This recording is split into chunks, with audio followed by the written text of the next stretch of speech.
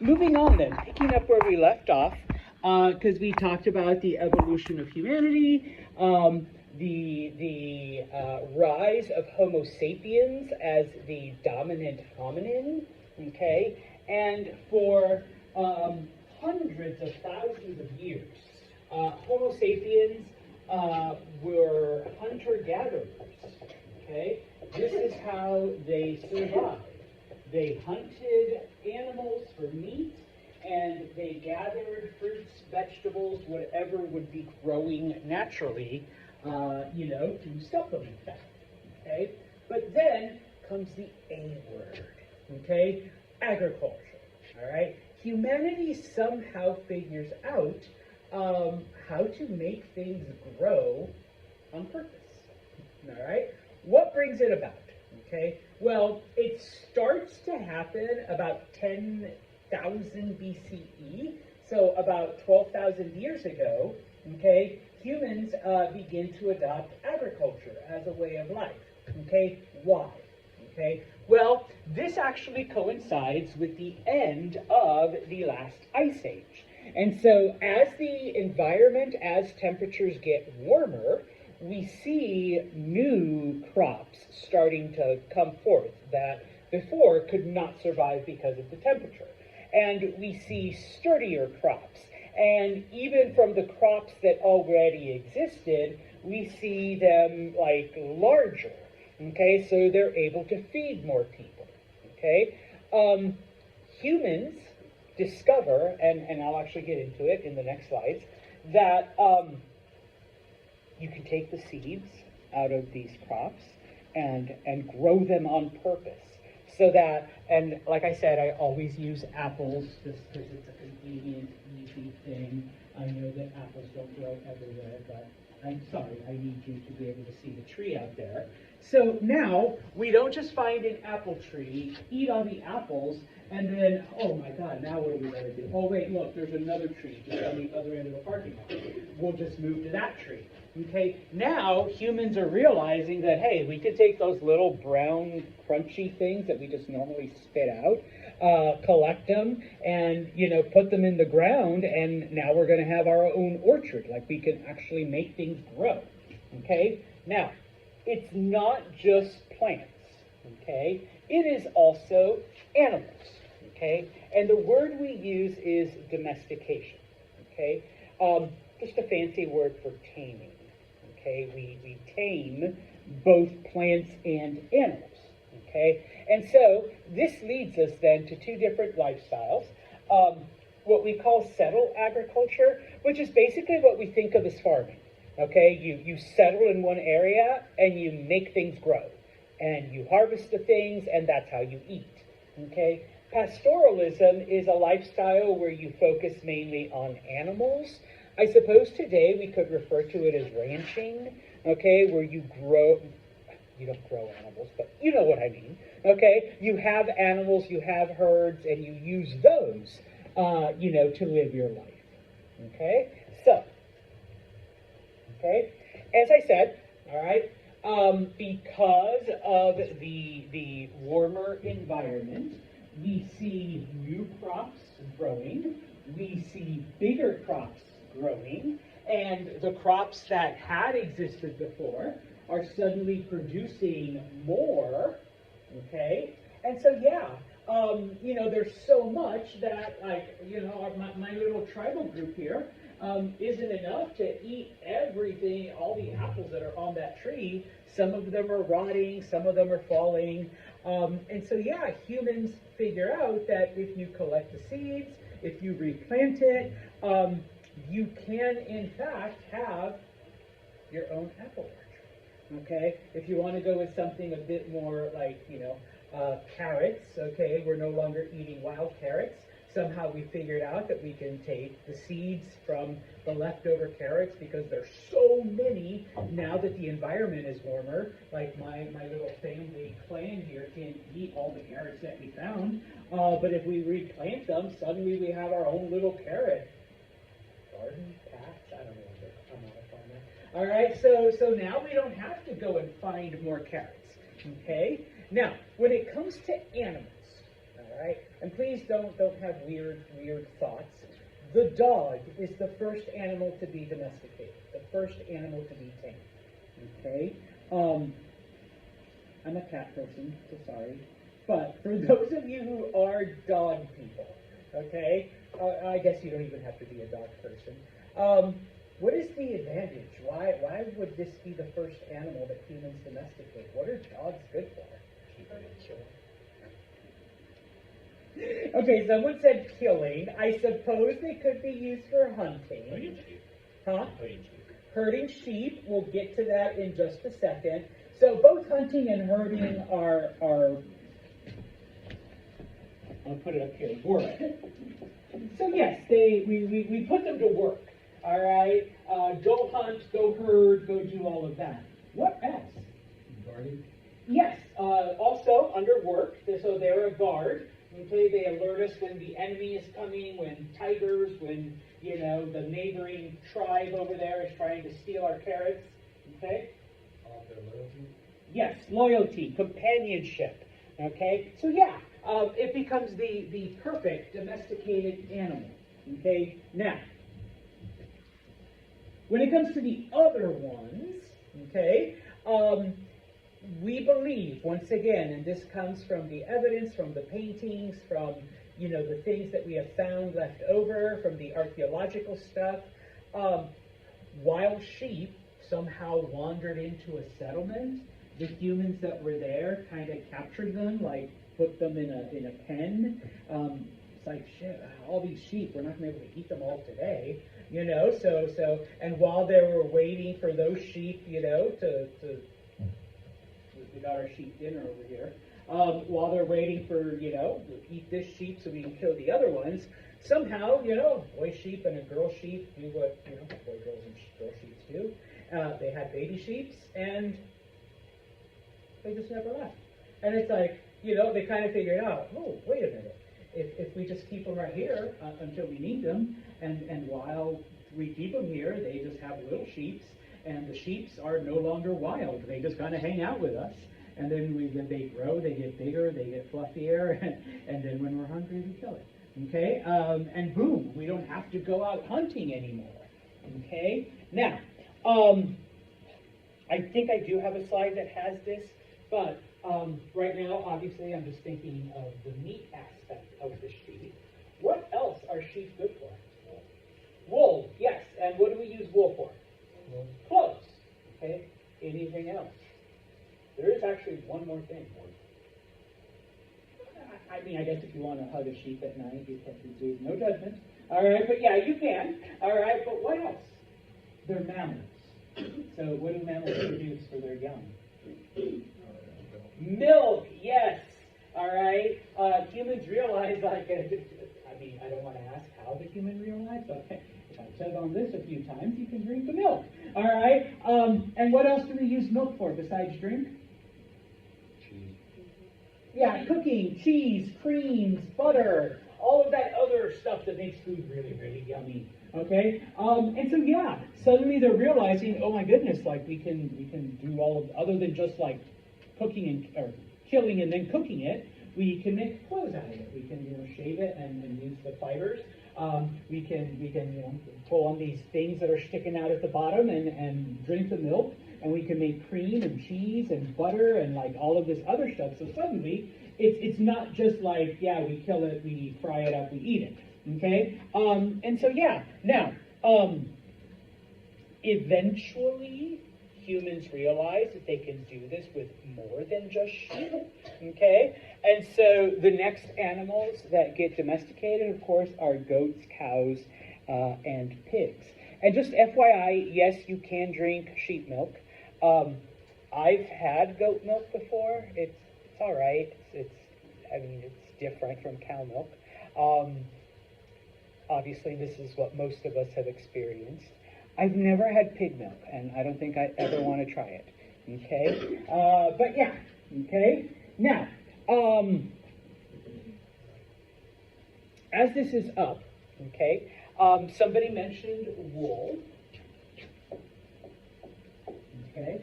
That's what we get from sheep, and just FYI, this is wool. It's made out of wool. It is a bit chilly, so I gotta stay warm, okay?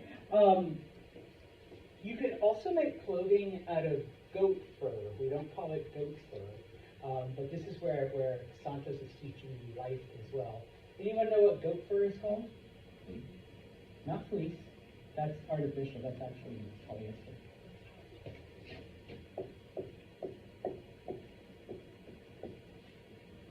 If you have anything that's cashmere, cashmere is goat. Vanessa's like, oh shit, no, I'm wearing goat? No. Yeah, it won't sell if I called it, oh yeah, my shirt? Yeah, it's made out of sheep fur. No, it's made out of wool. Okay? Yeah, I actually do have a cashmere scarf at home. But, you know, obviously I wouldn't have bought it. Yeah, that's goat fur. No, it's cashmere. Okay? I'm going to teach you a little bit more. If you have anything that says Angora, that's rabbit fur. Rabbit fur is, I know, Vanessa's already giving me another dirty look. It's actually really warm. I have a couple pair of Angora socks. Yeah, they really do keep your feet warm, all right? They really are warm. And then, of course, I don't know why we haven't given a name to alpaca wool. Probably because it's relatively new. And I know it's fairly inexpensive compared to some of these other ones. But you can also use, like, llamas and alpacas, okay? Now, anyways, back to the actual history, okay? But now you know, when you see labels and you're like, cashmere, oh, that's goat. All right, I'm wearing a goat fur thing. Okay, we see then the development of what we call pastoral lifestyles because of the domestication of animals and the use of animals for all of these things. Okay, so you do need to know this. All right, there are two different types of pastoral lives. There's what we call transhumans, and this is the one most of us think of when we think of like shepherds and herding animals and grazing and all of that stuff, where they do have a base, okay? Whether it's a settlement or a village or like their hut or whatever, okay? They do have a permanent place where they live. But they take their animals, no matter what the animal is, whether it's a sheep, a goat, a pig, a cow, whatever, you take the whole herd, and whoever said herding when it came to dogs, this is where you would use your dogs to help you herd. You take them out into the mountains, into the valleys, into wherever, and you're gone for a month, 2 months, 3 months, however long it takes for your animals to eat and get fat, for their wool, their fur to get big and fluffy, you know, whatever, all of those things. And once that time passes, you come back to your home settlement, okay? And now you basically begin to harvest, all right? So obviously some of them are going to be for meat. You're going to slaughter them and eat the meat, preserve the meat, use, you know, the meat for whatever.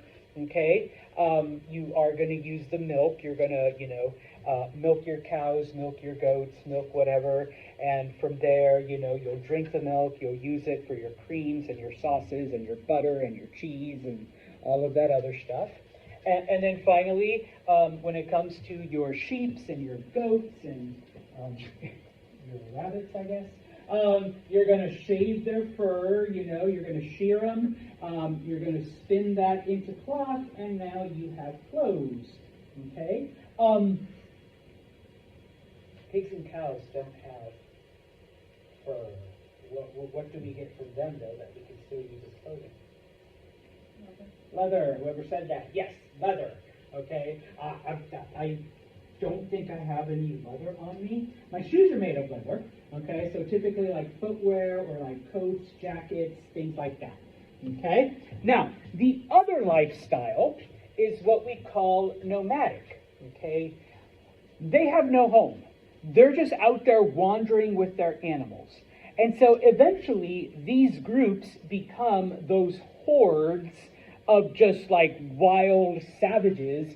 And I'm going to mention these like throughout most of the semester because for tens of thousands of years, They're wandering back and forth across Central Asia, okay, with their animals, with their, like, whole constant thing, okay? Now, because they're constantly on the move, and all they have are these animals, whether it's cows or goats or sheep or whatever, when they need something that cannot be provided by their animals, sometimes they would trade, sometimes. Most of the time, though, they send in the raiding party to the nearest village, they pillage, they plunder, they burn, they rob, and now we got all the shit we need, okay? And so they go back and boom, okay? And the next time they run out of stuff, and so here's another village, okay? So they plunder, they pillage, they burn everything down, they take the stuff they need, and off they go, okay? Now, because of this, because they were constantly following animals, and because they were constantly raiding, it is this group of people that domesticate the horse. All right, because they need the horses to keep up with their animals and to conduct the raids against these little villages. Okay, so they also domesticate the horse, all right, as a work animal, mostly. Okay, I've heard of people drinking horse milk. I've never, yeah, I know. Some of you are giving me weird looks. One of you was like, yeah, some people do. I've never tried it. Okay, so when it comes to agriculture then, okay, the first place it happens, okay, on a large scale, okay, is an area called the Fertile Crescent, all right? It is given the name Mesopotamia. You do need to know Mesopotamia, and you also need to know where it is in modern terms. Mesopotamia is basically modern-day Iraq. Okay? That is the first place where we see agriculture on a large scale. Okay? Now some of you are like, really, Santos? Isn't that like the middle of the desert? Yes. Okay? But there's something very important there. Don't worry, I'll get to it. No spoilers. All right? There's something very important there. Okay? Now, yes, humans begin to domesticate plants and animals 12,000 years ago, or in about 10,000 BCE. It takes about 1,000 years though before we see large-scale settlements and farms and things like that. So it takes about 1,000 years before it's not like you just like suddenly realize, oh yeah, I'm going to grow carrots and sheep and oranges. And no, okay, it takes time. Even this is an evolution, okay? The first crops that humans grow, I know I've been using apples and carrots as an example, but that wasn't even close to what humanity first came up with. Wheat and barley are the first two crops that humans learn how to grow, okay? Now, what do we use wheat for? Bread. Okay, so yes, humans learn how to make bread out of wheat. Now, don't think it's like today, like the stuff from Subway, or you go down to Hannaford's and you buy a big ass loaf and oh god, it's yummy. Or you go into the bakery and you get your giant baguette. No, it was like this really hard, nasty, weird tasting looking thing. If you ever actually want to try it, there's some places that still make I think they call it like biblical loaf or some weird shit like that. It actually has to be refrigerated, so you'd find it in like the freezer section. Yeah, it's not what we would think of as bread, okay, or at least it doesn't taste like it, but humans made bread to go along with some of the other things that they ate, okay? This is my favorite part of history. What is barley used for? Beer.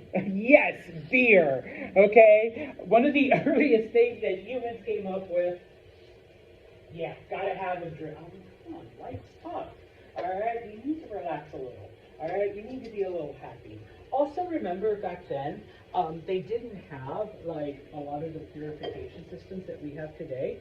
And the fermentation process actually kills certain bacteria that would make you sick. So, it was actually safer to drink beer than it was to drink like straight up water out of like a river. So yeah, people knew that you could drink it. And like I said, I mean, it's not like today. I mean, you work physically 24/7 every day. I mean, you gotta have at least one cold one at the end. Well, back then it was warm. But you have to have a warm beer at the end of a hard day. All right. So yes, humans made bread and beer first. Okay. Just as an FYI, one of my favorite quotes from Benjamin Franklin. We know that God exists because beer exists. It was just like, okay, I guess, okay?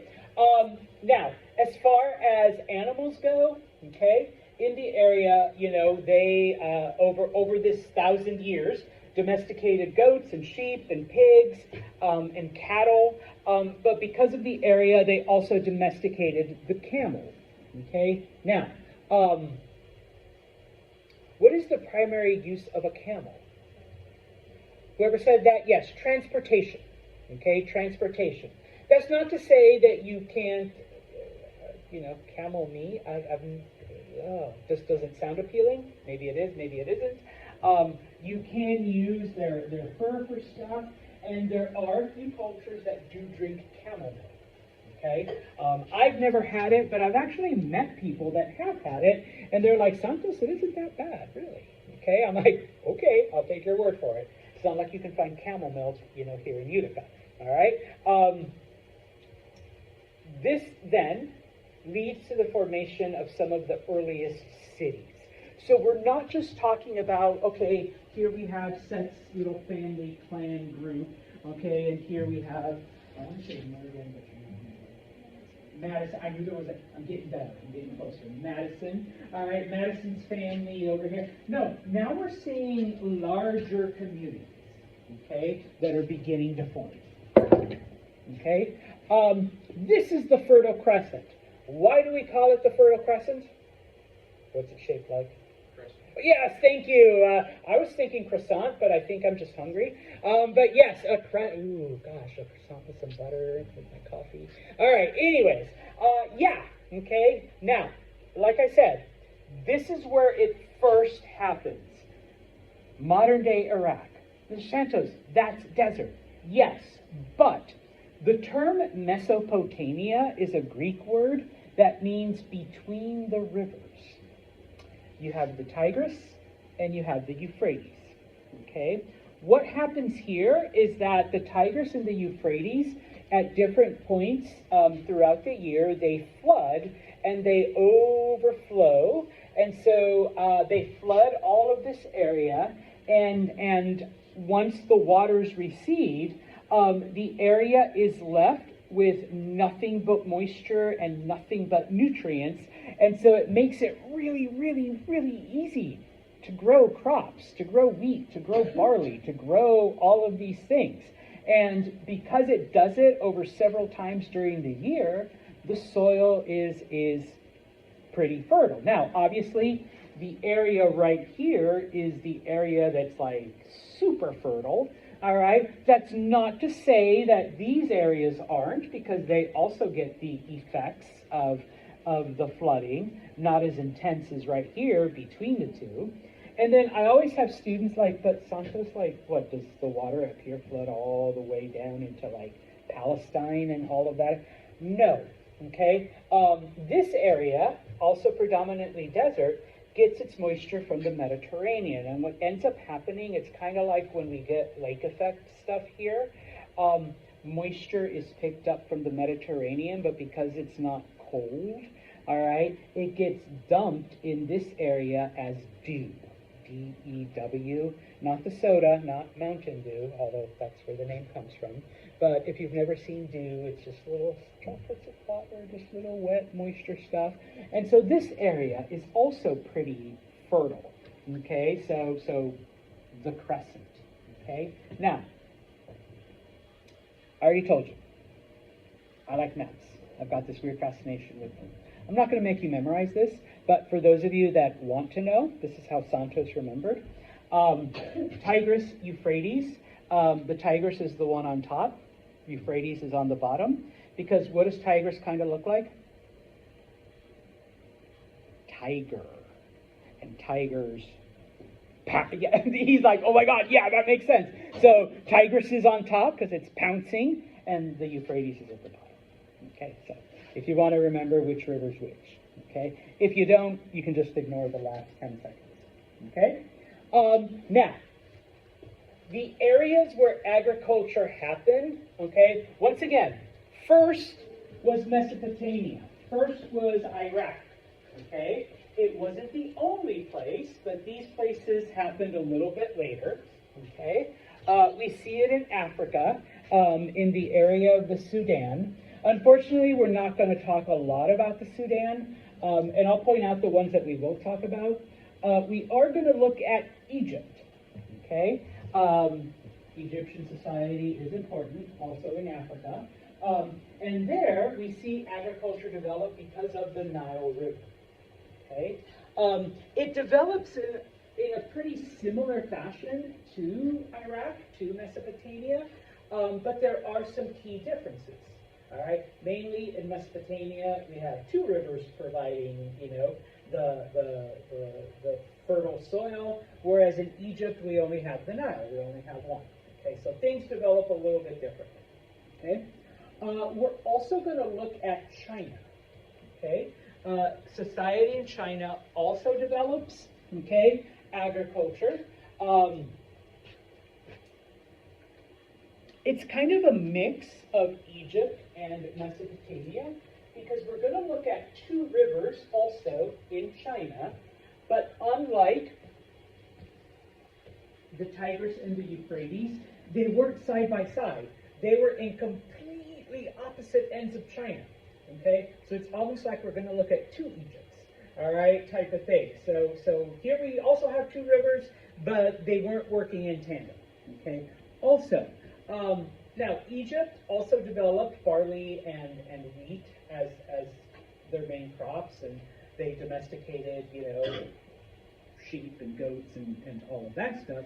In China, millet is a type of grain. It's also used to make rice, but it's not rice, I'm sorry. It's also used to make bread, but it's a different type of wheat. And then, of course, rice. Okay, rice comes from Asia. Rice comes from, China, and so they're the ones that develop it. It develops in New Guinea. Unfortunately, we're not going to look at New Guinea. We are going to look at India. Okay, society also develops in India along the Indus River. Okay, so kind of similar to Egypt, but once again, there are going to be some key differences. Guess where we get the name for India? Yeah. India literally, once again, is a Greek word that means the other side of the Indus River. So, yeah. All right, that's where it gets its name. And then finally, we're also going to look at both Mexico and Peru, because out of the areas here in the Americas, those are the two that, had the largest impact when it comes to agriculture.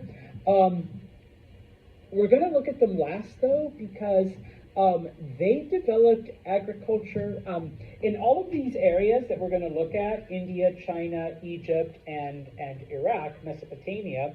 It was all because of a major river, okay? Mexico and Peru don't develop with a major river, but they still develop agriculture, okay? But they do it in a slightly different way, and it does take them several thousand years longer. Okay, so we're going to look at that as well. Okay, like I said, maps.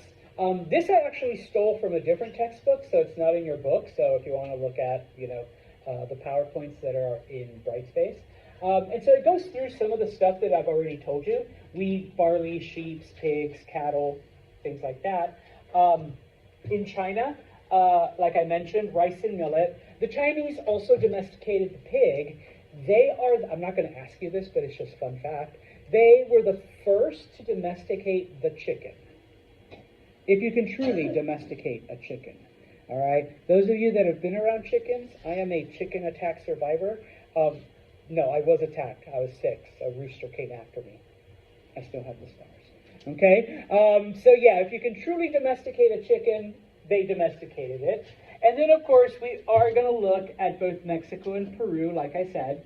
All right. When it comes to Mexico, I will accept all the thanks. Yes, I am Mexican. Corn, all right, if you like corn. Beans, if you like beans. Okay, those all come from Mexico. Squash, if you like, your zucchini or anything like that, that all comes from Mexico. Okay. Pumpkins, yes, you're welcome, pumpkin spice lovers.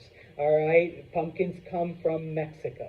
Okay. When it comes to Peru, okay, if you love your French fries, your mashed potatoes, your tater tots, your home fries, the potato was domesticated in Peru.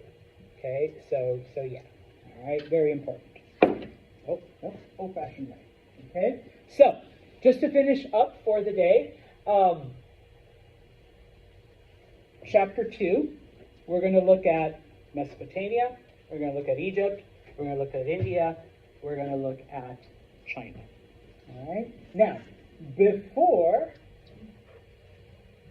we run away, okay, what is the importance of agriculture? How does this actually lead to cities and societies and everything else Mr. Santos has mentioned? Okay, so one of the things I'm going to repeat over and over again, okay, as people develop farming, you have more food.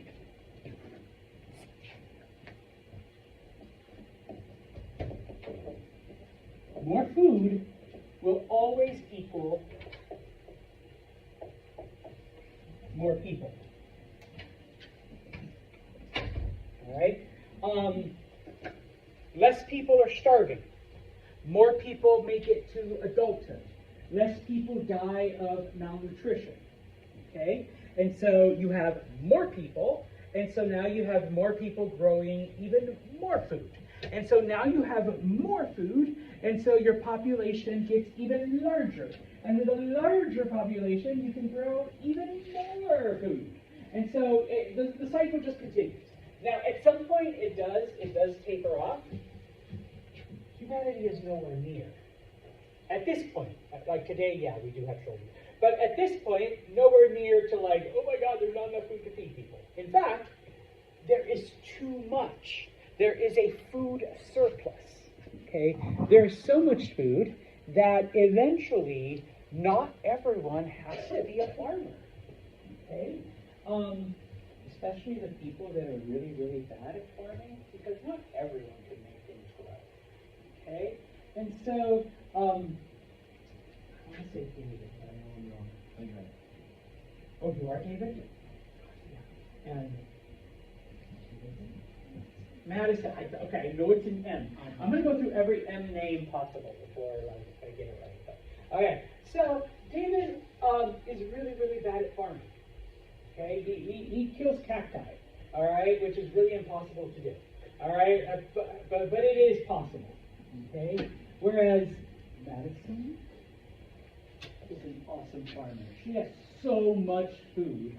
Her family's eating. They have so much left over. Some of it is even going to waste. Okay, and she notices that poor David and his family don't have enough. So, hey, we can have some of our leftovers because it's just going to rot. Like we ate enough, and we already have enough preserved, and we already have like all the seeds we need for next year, and we still got a shit ton of food. So, okay, but of course, David's not just going to live off of like the neighbor and stuff like that.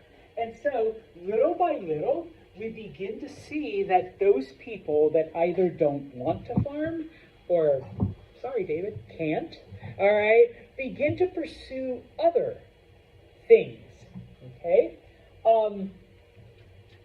David realizes that he's really, really good with carpentry, okay? So he begins to make things out of wood, okay?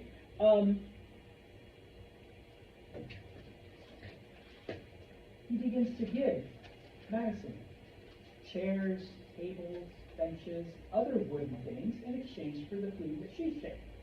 Okay? And then, I want to say Seth over here is like, hey Madison, where'd you get those awesome tables? And he's like, oh, David, you made them for me.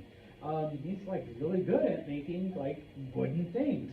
And he's like, yo, dude, like, I'll give you some of my extra food too if you give me some tables and benches and chairs. And so suddenly, we begin, different crafts, different craftsmanship. People begin making wagons and tools and metal stuff and all of it. And then, of course, people who can't do that will start getting into the arts. And so we start seeing, basket making and like all this other stuff. And, of course, sorry, dude, you're like, yeah. All right, the big guy, the Jack, all right? Hey, you think maybe you can protect us? And of course, we'll all kind of pull together, and you can have some of Madison's food, and you can have some of David's, wooden items. And Vanessa knows how to make spears, because she learned how to work with metal. So we'll give you weapons. You protect the village. And so suddenly we have a warrior class, and et cetera, et cetera. Okay, and so yes, we begin to see then what we call a complex society, where people are divided by profession, by what they do, by what they make, by the role they play in society. Okay, and so now, our city begins to grow, and we begin to, develop other things beyond that. And so we begin to see the developments of early cultures, okay? Because,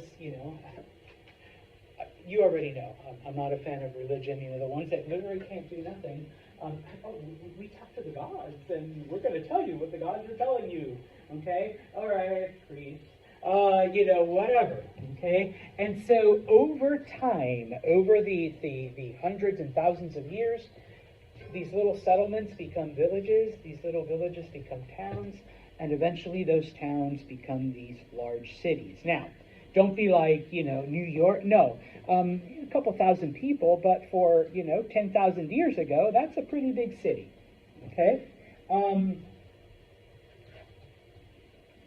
Okay. The last thing, now, we'll get to that later on. Here, let me just finish up with this. Before you run away, okay, I wrote Wednesday up here. I must apologize. I'm already going to make some changes.